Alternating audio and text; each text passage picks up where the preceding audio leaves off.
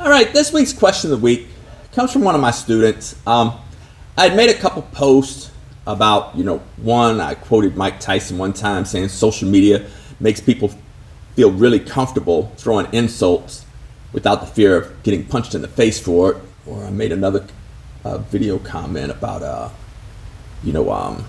some of y'all have the habit of talking trash to people online that would beat the brakes off you if you was ever face to face with them. And so I got queried as to what made those two quotes stick with you. And I told my students the story, and they're like, man, you should make a video talking about it. And I've debated whether I wanted to make a video about it or not, but I'll go ahead and tell you the story that sort of provoked those two, why those quotes sort of stuck with me. So there's a Facebook group that my homeowners association has. It's a private group where people can talk about different homeowners issues and things going on in the neighborhood. Sometimes it's about garage sales, sometimes it's complaints about things that are going on. And people, they make various comments. But there's one guy on there that he makes some really he just loves throwing insults. And I think, because I remember one time, maybe a year ago, he'd made an insult to one of the wives in the group. And I was like, wow. And I told my wife, I'm like, man, does he realize that everybody he's insulting in this group are his neighbors, people that he sees? My neighborhood probably has about, 200 houses. It's about a 1 mile square radius. It's not a very big neighborhood. These are his neighbors he's insulting. And another guy, he called him a bootlicker because he wanted people to slow down in the neighborhood. He's like, oh, you're just some police officer bootlicker. And then another guy was in his military uniform on his profile. And so he's like, oh, you was just some baby killer. And he just throws out these cutting insults. And it always made me wonder, does he realize that he's not anonymous? He's not, we're in San Antonio, Texas, but he's not talking to somebody in Canada or Los Angeles or New York or Alabama that he's never going to meet. These are people that he quite possibly will meet. So one day it became my turn. I made a comment on an ongoing issue in our neighborhood, and this dude comes in with a zinger and personally insults me. And it aggravated me. It aggravated me enough that I realized I needed to leave that Facebook group because I was just taking it too personal. Well, of course, I clicked on his profile long ago, back on his other insults. And, I literally walked by this guy's house 4 times a day because I walk my dogs throughout the neighborhood. I got 2 dogs.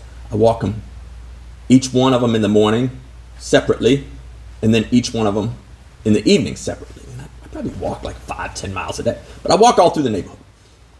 And I'm I literally walk past this dude's house 4 times a day. Well, maybe the day after his insult, I catch him walking out to his car smoking a cigarette. And, I'm on the public sidewalk. I'm not making any threats. I just said, hey, Fred, or whatever his name was, what you posted yesterday in reply to my comment, your personal attack on me was offensive and it was uncalled for. And immediately, Fred, I think that was his name, whatever his name is, stops his cigarette smoking, looks at me, and it reminded me of the Garth Brooks song, I've Got Friends in Low Places, because I could see the surprise and the fear in his eyes. I didn't take his glass of champagne.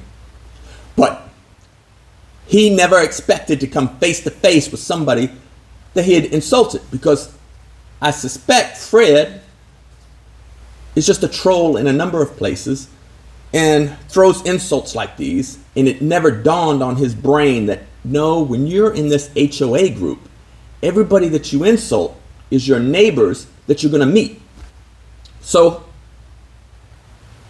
once he got over his shock, he immediately apologized and darn near ran back into his house. And I was like,